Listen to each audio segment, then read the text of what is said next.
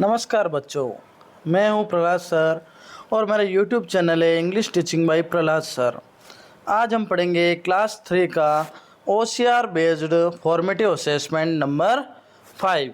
इसके अंतर्गत आपको सबसे पहले अपना नेम और इस तरफ आपको NIC ID लिखनी है। और अब हम सबसे पहले पढ़ेंगे पहला प्रश्न। पहले प्रश्न में हमारे सामने दिया हुआ है कि टिक द ऑब्जेक्ट्स, यानी हमें उस ऑब्जेक्ट को टिक करना है that end with the sound of letter D, जो हमारे सामने डी यानी ड साउंड से एंड हो रहा है, समाप्त हो रहा है।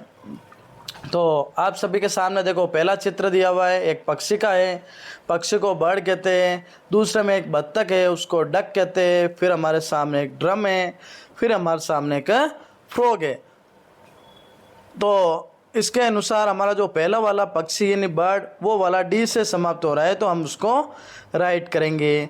दूसरा प्रश्न हमारे सामने दिया हुआ है टिक द ऑब्जेक्ट्स, यानी उस ऑब्जेक्ट को टिक करना है that end with the sound of letter G, यानी ग साउंड से जी साउंड से एंड हो रहा है। तो देखो पहले में हमारे सामने एक सीढ़ी है, दूसरे में हमारे सामने पिग है, फिर उसके सामने एक फ्लावर है और हमारे एक एप्पल है। तो जो हमारा पिग वाला जो ऑप्शन है वो हमारा सही रहेगा। अगला हमारा तीसरा प्रश्न दिया हुआ है tick the letter that represents the beginning sound of the picture, यानी हमें टिक उस लेटर को टिक करना है जो रिप्रेजेंट करता है द बिगिनिंग साउंड, शुरुआत का साउंड ऑफ द पिक्चर। इस चित्र में जो भी दिया हुआ है अपने सामने ऑब्जेक्ट, उसका जो शुरुआत का साउंड जो हमारे सामने रिप्रेजेंट कर रहा है उसे हमें टिक करा है। तो देखो हमारे सामने एक चित्र है बैग का, तो बैग का पहला अक्षर होता है ब। तो देखो एक में जी है, ई है, बी है और सी है, तो हम बी वाले को राइट करेंगे। चौथा प्रश्न हमारे सामने है tick the word that matches, यानी उस वर्ड को टिक करना है जो मैच होता है विथ द पिक्चर, उस चित्र के साथ। तो देखो हमारे सामने आपको सबको दिख रहा है कि इस चित्र में एक स्टार दिया हुआ है, तो चारों ऑप्शन है सन यानी सूर्य होता है, स्काई यानी आकाश होता है, मून यानी चंद्रमा होता है और स्टार यानी तारा होता है। तो हमें ये स्टार वाले ऑप्शन को राइट करना है। पांचवा प्रश्न हमारे सामने दिया हुआ है टिक द पिक्चर, उस चित्र को हमें टिक करना है that rhymes with the word bat, जो बैट से उसका राइम हो रहा है, उस शब्द का राइम हो रहा है। तो देखो पहले चित्र में दिया हुआ है फैन, दूसरे में देखो bat net, bat cat, bat dog. तो देखो जो नेट वाला और कैट वाला ये दोनों हमारे बैट से राइम कर रहा है, तो हम इन दोनों को सही ऑप्शन मानेंगे। वैसे ज़्यादा सही तो देखो CAT कैट वाला होगा, लेकिन नेट भी हमारे सामने, इसमें राइमिंग तो हो ही रही है। फिर छठा प्रश्न हमारे सामने आ रहा है look at the picture and tick the correct word for the picture. आपको क्या करना है कि उस चित्र को देखना है और टिक करना है जो इस चित्र के साथ वर्ड करेक्ट है। तो देखो आपके सामने एक बस है, तो कैप, आंट और आर्ट। बस यानी बस होती है, कैप यानी टोपी, आंट यानी चींटी और आर्ट यानी कला। तो देखो बस है तो हम बस वाले ऑप्शन को सही लिखेंगे।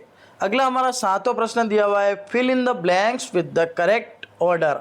आपके सामने देखो कुछ अल्फ़ाबेट्स दिए हुए, लेटर दिए हुए, उनमें कुछ लेटर मिसिंग है, तो आपको लिखना है देखो CDE, ई के बाद में आता है F और G और HI आपके सामने दिया हुआ है। तो जो FG वाला हमारा ऑप्शन रहेगा वो ऑप्शन हमारा सही रहेगा। अगला प्रश्न है select the letters to fill in the blanks in the correct order. हमें वही लेटर्स को क्या करना है, हमें उसको करेक्ट ऑर्डर में लगाना है। तो देखो HIJK, फिर उसके बाद में देखो L और M, फिर NO दिया हुआ है, तो LM वाले ऑप्शन को हम सही करेंगे। प्रश्न संख्या 9 फिल इन द ब्लैंक्स, हमें उस प्रश्न में फिल इन द ब्लैंक्स लगाना है। जैसे आफ्टर गेटिंग वेट, गीला होने के बाद, ने after getting wait the rain Shankar was feeling cold, बरसात के अंदर गीले होने से शंकर को जुकाम हो गया है। तो देखो बरसात के अंदर, देखो इन यानी अंदर होता है, ऑन यानी ऊपर होता है, एट यानी किसी के निकट या समय के लिए आता है और ऑफ का अर्थ होता है का। तो हम इसमें यहाँ पे इन यानी अंदर वाले ऑप्शन को सही लिखेंगे। 10वां प्रश्न दिया हुआ है कंप्लीट द गिवन सेंटेंस। हमें उस सेंटेंस को कंप्लीट करना है। जैसे द चेयर इज, यह चेयर है। The table and the lamp, table और लैंप के देखो, अब टेबल और लैंप है तो ऑन यानी ऊपर तो नहीं हो सकती चेयर, एट या निकट हो सकती है या बहुत ज़्यादा ऊपर नहीं हो सकती। तो टेबल और लैंप दो वस्तु है तो दो के क्या रहेगा यहाँ पर बीच में। तो हम देखेंगे the chair is the table and the lamp, table और लैंप के बीच में है। तो इसी के साथ हमारी आज की ये वर्कशीट है OCR बेसलाइन वर्कशीट समाप्त होती है।